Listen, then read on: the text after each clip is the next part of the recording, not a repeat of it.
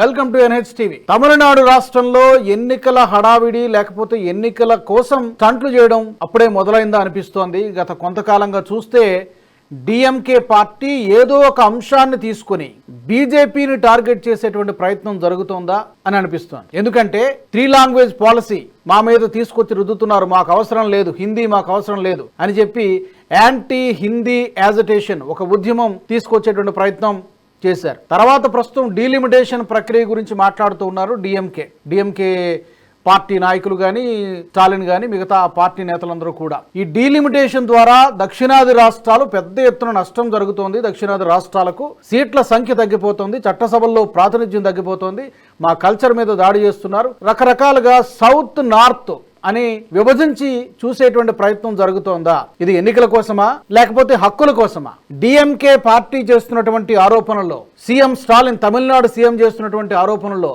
అసలు వాస్తవం ఉందా లేకపోతే ఇవన్నీ కూడా ఎన్నికల జిమ్మిక్కులేనా, ఎన్నికల స్టాంట్లేనా? ఎందుకంటే వచ్చే సంవత్సరం ఎన్నికలు జరగబోతున్నాయి కాబట్టి అక్కడ ప్రధానంగా డిఎంకేకి పోటీ ఇవ్వగలిగినటువంటి పార్టీ ఏమైనా ఉంది అంటే కనుక తప్పకుండా ప్రస్తుతం బీజేపీనే కనబడుతుంది, ఎమర్జ్ అవుతోంది, గ్రో అవుతోంది. మిగతా పార్టీలు అంత ఇర్రిలవెంట్గా కనిపిస్తున్నాయి. కొత్తగా పెట్టినటువంటి విజయ్ పార్టీ కానీ, కాంగ్రెస్ పార్టీ కానీ, లేకపోతే అన్నా డిఎంకే పార్టీ కానీ పెద్దగా ఆ పార్టీల నుంచి థ్రెట్ లేదు. బీజేపీని ఎదుగుతోంది కాబట్టి బీజేపీని టార్గెట్ చేయడమే లక్ష్యంగా ఇవన్నీ కూడా ఏదో ఒక అంశాన్ని తీసుకుని మీడియాలో హైలైట్ అవడం కోసమో, ప్రజల్లో నానడం కోసమో తమిళ సెంటిమెంట్ అనేటువంటి ఒక అస్త్రాన్ని వాడుకుంటుందా అనేటువంటి చర్చ జరుగుతోంది. ఇదే అంశాన్ని హోంమంత్రి అమిత్ షా కూడా తాజాగా లోక్సభలో ప్రస్తావించడం జరిగింది.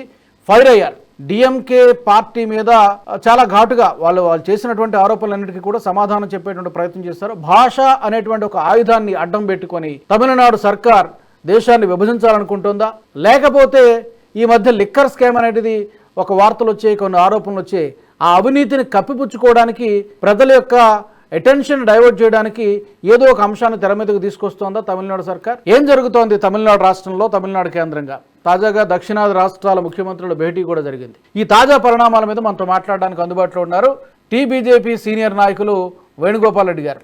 వేణుగోపాల్ రెడ్డి గారు నమస్తే. నమస్తే. ఏంటి ఇప్పటి నుంచి హడావుడి కనిపిస్తోంది తమిళనాడు రాష్ట్రంలో? బీజేపీని పదే పదే టార్గెట్ చేస్తున్నారు, మా హక్కుల్ని కాలరాస్తున్నారు, లేకపోతే 2-3 అంశాలు ఉన్నాయి. ఒకటేమో డీలిమిటేషన్ అంటున్నారు. తాజాగా ఇప్పుడు దక్షిణాది రాష్ట్రాల ముఖ్యమంత్రుల భేటీ జరిగింది. రేవంత్ రెడ్డి గారు, అక్కడ కేరళ సీఎం పినరయి విజయన్, మరికొంతమంది ఇతర రాష్ట్రాల నుంచి వచ్చారు. ఏంటి ఇది బీజేపీకి ఇది వర్రింగ్ ఫ్యాక్టరా లేకపోతే పెద్దగా పట్టించుకోవాల్సినటువంటి అవసరం లేదా? విషయం ఏంటంటే ఒక కాన్స్పిరసీ కుట్రతో కూడుకున్న చర్యలు జరుగుతున్నాయి. వీళ్ళు కొన్ని రోజులు కులం పేరు మీద, మతం పేరు మీద, భాష పేరు మీద, రకరకాల పేర్ల మీద, ఆర్థిక విషయాల పేర్ల మీద కాంగ్రెస్ పార్టీ, దాని అనుబంధంగా ఉన్న డిఎంకే లాంటి పార్టీలు మొదటి నుంచి వస్తున్నాయి. డిఎంకే ఇవాళ కొత్తదేం కాదు, మొదటి నుంచి కూడా వాళ్ళు సనాతన ధర్మాన్ని విమర్శించడం, లేదంటే వాళ్ళు అక్కడ వేర్పాటువాదాన్ని ప్రోత్సహించడం, రకరకాలుగా ద్రవిడులు అంటే వేరే అని మాట్లాడడం, ఇట్లా చాలా ఉన్నాయి వాళ్ళకి. కానీ అవన్నీ ఏం చేయలేకపోయిందో అవన్నీ తేలిపోయినాయి, ప్రజలు వాళ్ళని నమ్మడం లేదు. ఇప్పుడు వచ్చేసారి ఎన్నికలు. కానీ దీని వెనుక ఒక పెద్ద కాన్స్పిరసీ ఉన్నది. దీని విషయం ఒక్క నిమిషం మీకు వివరిస్తా.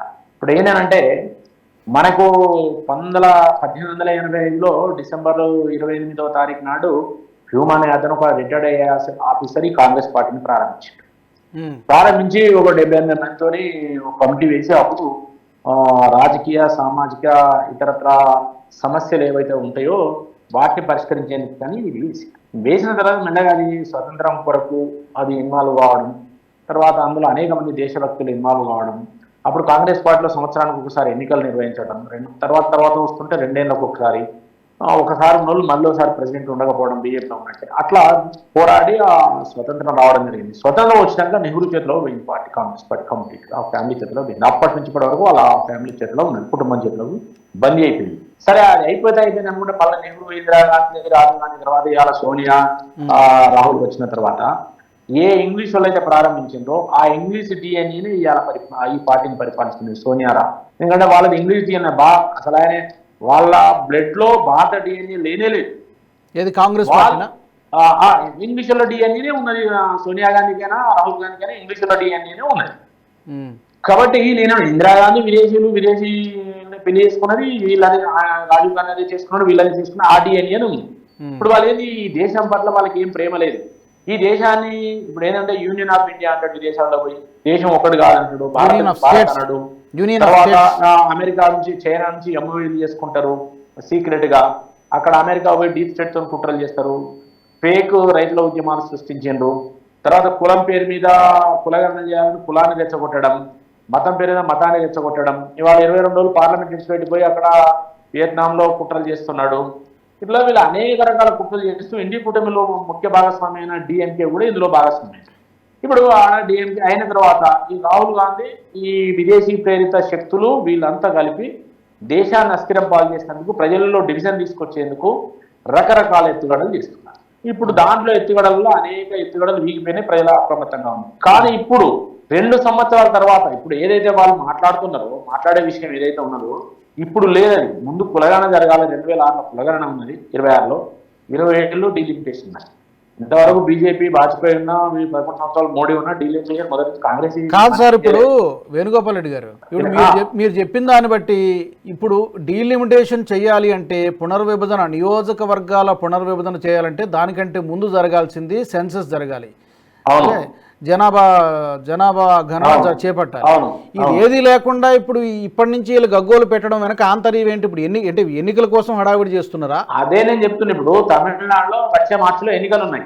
అవును, డిఎంకేకు వ్యతిరేక పవనాలు వీస్తున్నాయి. వాళ్ళకి అంతకపోతే 30% లోపే ఉన్నాయి ఓటు వచ్చినాయి.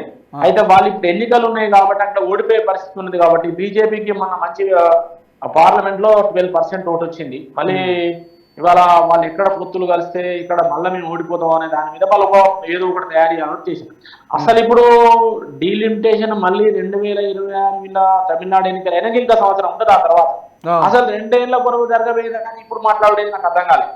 ఇప్పుడు దీంట్లో కుట్ర ఏంటంటే అసలు దాని మీద మనం ఇప్పటి వరకు అది కాన్స్టిట్యూషన్ ప్రకారం జరుగుతుంది, రాజ్యాంగం ప్రకారం డీలిమిటేషన్ అనేది జరుగుతుంది. దానికి కమిషన్ వేస్తారు.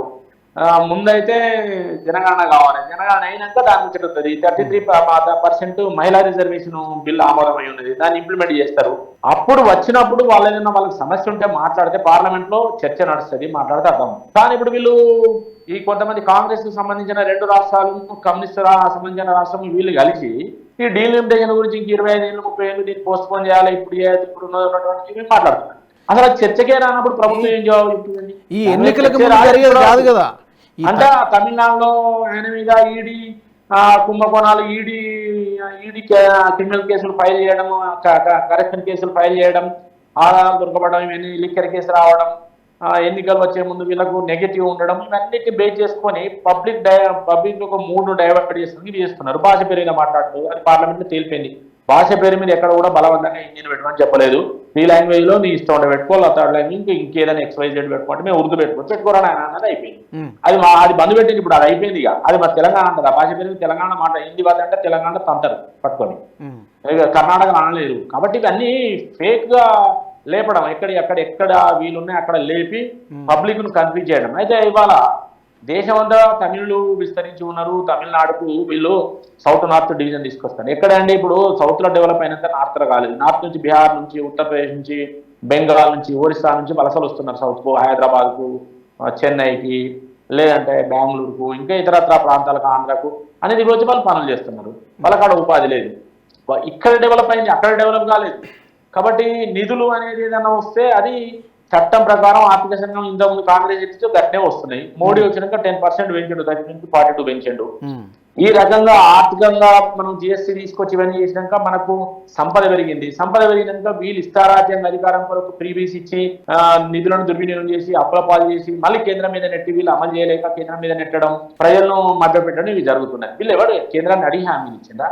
కాబట్టి ఇవన్నిటినీ వీళ్ళ యొక్క పరిపాలనా వైఫల్యాలను, వీళ్ళ ప్రజలలో ఉన్న వ్యతిరేకతను పొడగొట్టేందుకు, డైవర్ట్ చేసేందుకు, వస్తున్న ఎన్నికలను ఎదుర్కొనే క్రమంలో దాన్ని డైవర్ట్ చేసేందుకు వాళ్ళు ఇవన్నీ చేస్తున్న కుట్రలు. ఇది ప్రజలు నమ్మరు. ప్రజలను అవేర్నెస్ తీసుకురావాల్సిన అవసరం అయితే ఉన్నది.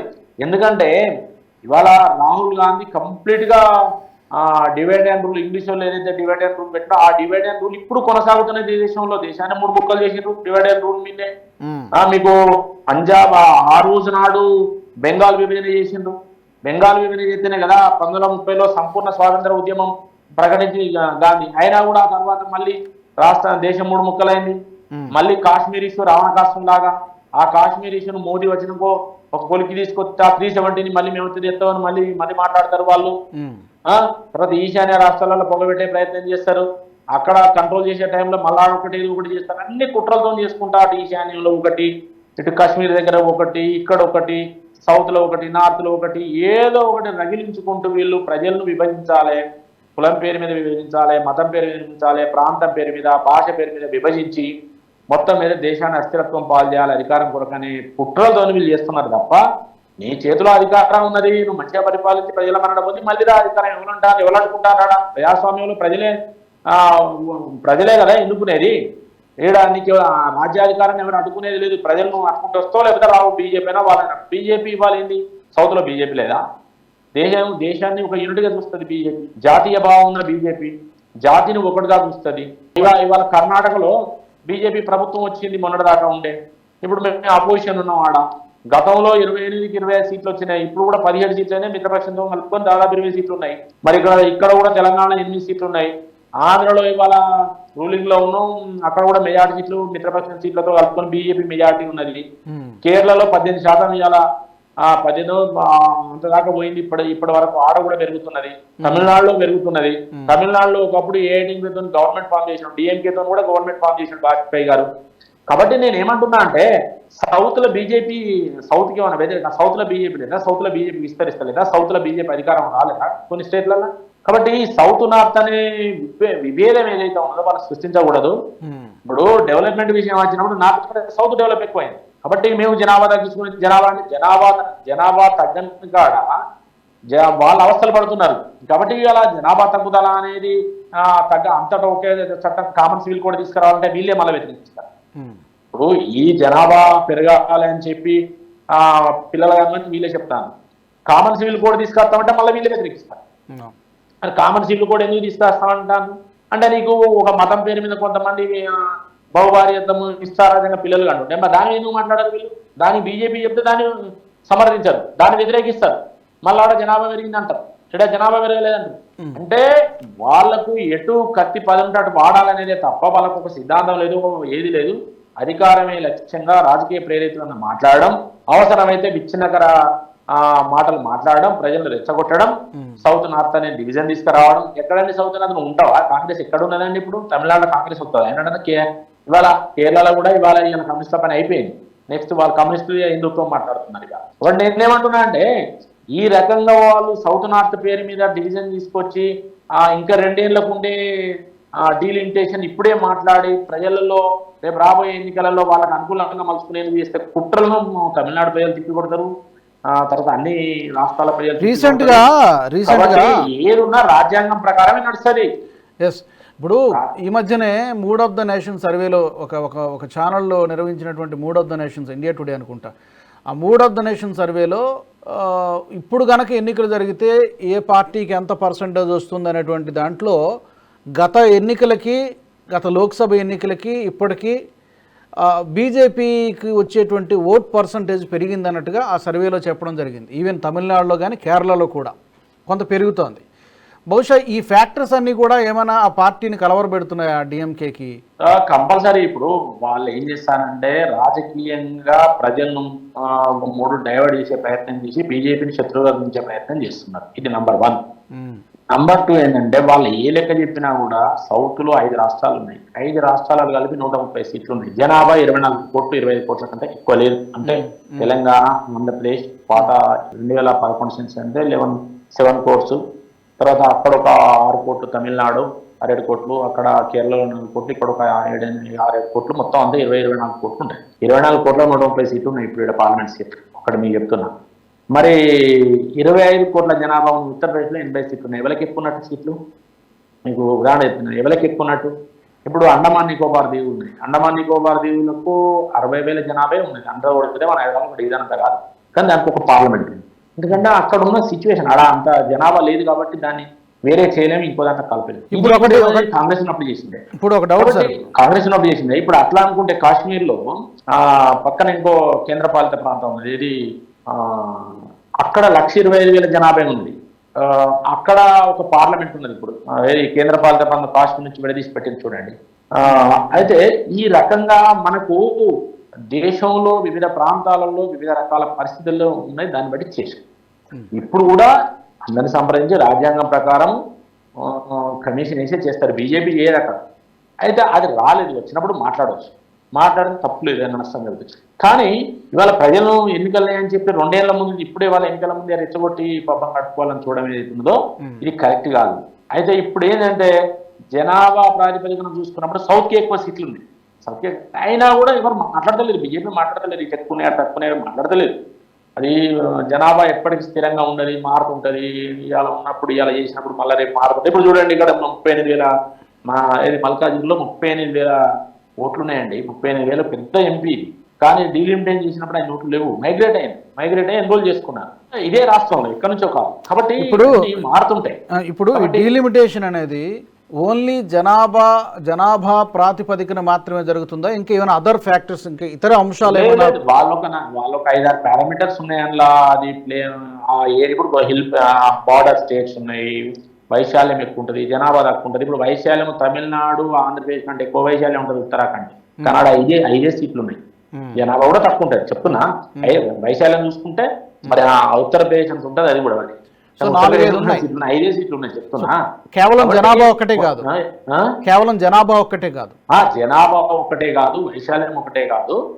కాబట్టి వాళ్ళు కొన్ని పారామీటర్స్ పెట్టి దాని ప్రకారం చేసిండ్రు. మళ్ళీ చేసినప్పుడు కూడా అదే విధంగా ఉంటుందా ఎట్లుంటుందో ఇంకా వాళ్ళు ఏం నిర్ణయాలు తీసుకోలేదు, దాని మీద చర్చ కూడా జరగలేదు.